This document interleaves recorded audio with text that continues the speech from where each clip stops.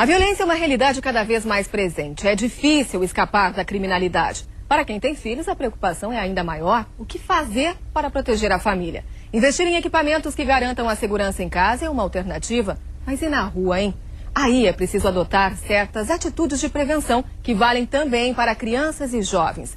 Quem dá as dicas agora é o especialista em segurança Gustavo Calef, que está com a gente. Boa tarde. Boa tarde, Nela. Bom, a gente tem acompanhado as estatísticas, é impressionante, né? Cada vez aumenta mais o número, principalmente de homicídios, em que as vítimas são jovens, até mesmo crianças, né? Os pais estão orientando mal os filhos? Está faltando orientação? No meu entender, não falta orientação. Falta, na verdade, uma preparação da nossa sociedade com relação à nossa realidade, o que nós encontramos hoje no nosso dia a dia. Então, com relação a isso, nós vemos... Porque há um sentimento de proteção dos pais em relação aos filhos, né? Sem dúvida. O problema é que hoje nós não estamos preparados, a nossa sociedade ela não está preparada a combater a realidade que nós temos hoje de criminalidade.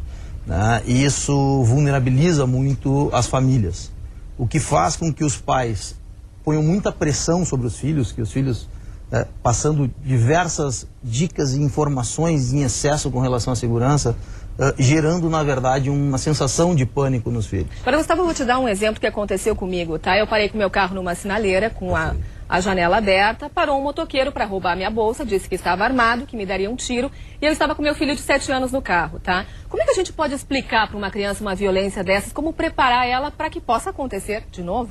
Na verdade, é uma situação muito difícil que nós vemos vivendo, né? É inadmissível que uma criança de 7 anos tenha que estar preparada para uma realidade dessas. O que eu vejo é o seguinte: em outros países que possuem outros tipos de problema, as crianças são preparadas para esse problema. Israel, nós temos o problema dos atentados, as crianças, mas elas são instruídas. Mas esse preparo vem através do quê, Gustavo? Esse preparo vem através da nossa sociedade, que deveria ter pessoas especialistas como eu, como vários que tem hoje no mercado. Umas palestras, por exemplo, que tu vai nas escolas. Exatamente. E conversa com os jovens, com as crianças? Muito antes disso, eu acredito que primeiro tem que haver uma percepção da realidade onde nós vivemos hoje. Mas como conversar com a criança? De que forma? O que dizer para ela?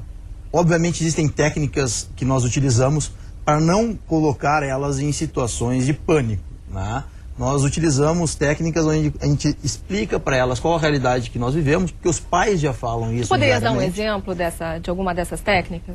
Bom, a primeira coisa é as crianças, jovens e adolescentes se colocam em riscos desnecessariamente. Diversas vezes por questões sociais, por aparência, por querer mostrar que por exemplo, possuem... na frente da escola, esperando os pais, é um exemplo? Isso é um exemplo de procedimento. Em frente às escolas, sem dúvida, é um problema sério. Se nós observarmos as escolas onde os pais vão buscar as crianças dentro de uma faixa etária, primeiro quem vulnerabiliza os próprios filhos são os próprios pais. Onde param um veículo e ficam 15 minutos aguardando o final da escola para poder pegar o filho. Nesse momento ele está vulnerável e ele está vulnerabilizando também a família como um todo. Então, o que eu vejo são dois problemas com os pais hoje. O primeiro é o excesso de informações sem o conhecimento, esse é um problema. E o segundo é eles fazerem com que as crianças não sigam os seus exemplos. Porque assim, tem uma determinada idade em que os pais eles têm o maior controle sobre a criança. Mas, por exemplo, na adolescência começa a sair, a fazer festa, andar mais sozinho na rua, né? E os riscos são maiores. Como orientar para que eles se portem durante uma situação de violência? Bom, o que nós trabalhamos, o que nós incutimos no nosso projeto é a visão preventiva. Todo mundo me pergunta: Gustavo, mas no momento que o meu filho estiver numa situação de violência, o que ele deve fazer? Ele já está atrasado.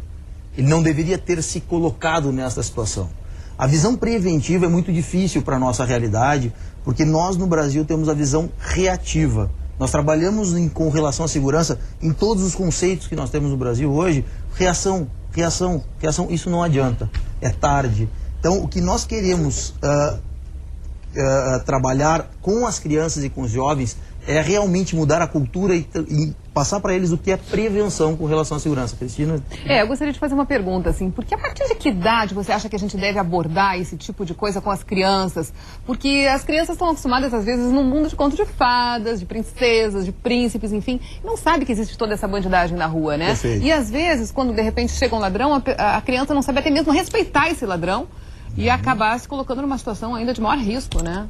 Na minha visão, nós precisamos começar a prepará-los desde o início que eles começam a sair conosco de carro. Por quê? Porque a realidade é essa. Não adianta, me chama a atenção as pessoas que foram ver o filme Tropa de Elite e ficaram chocadas. Isso não choca, isso não pode nos chocar, por quê? Porque essa é a nossa realidade e há muito tempo ela está aparente. Nós é que, por cuidados e por entender, proteger os nossos filhos, não queremos mostrar para eles a realidade. Mas quando um filho começa a andar conosco de veículo, hoje, ele tem que estar preparado para a nossa realidade. E o que eu digo para as pessoas é o seguinte: se eu não quero aceitar esta realidade, vamos trabalhar para mudar. Tá certo, Gustavo. Obrigada pela tua presença, pelas orientações também. Cristina. Okay. Pois é, né, Paulo Santana, isso aí é dentro daquela teoria que você disse, que todo mundo vai ser assaltado um dia, né? Então, vamos prevenir as crianças. Todo mundo será assaltado um dia. E veja você que a situação é tão grave que já chegou ao ponto das escolas contratarem, como contratou uma delas, o nosso entrevistado, para lecionar no currículo dos jovens e das crianças segurança pública, segurança pessoal. Eu conversei com o entrevistado antes de entrar aqui no ar e ele não teve tempo de dizer algumas das medidas que as crianças e os jovens têm que tomar para preventivamente enfrentar os assaltos. Preventivamente. Depois que for assaltado, como ele disse, não adianta. Que tem que tomar cuidados para não ser assaltado. Por exemplo, não pode andar carregando iPod. Não pode carregar ostensivamente o iPod.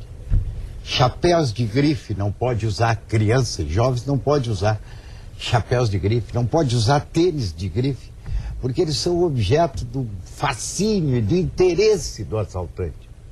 Então você não pode sair para a rua para se exibir com chapéu, com tênis, com iPod, com outros objetos como celular, porque isso vai atrair, eu conversei com ele antes da entrevista, isso vai atrair o interesse dos assaltantes.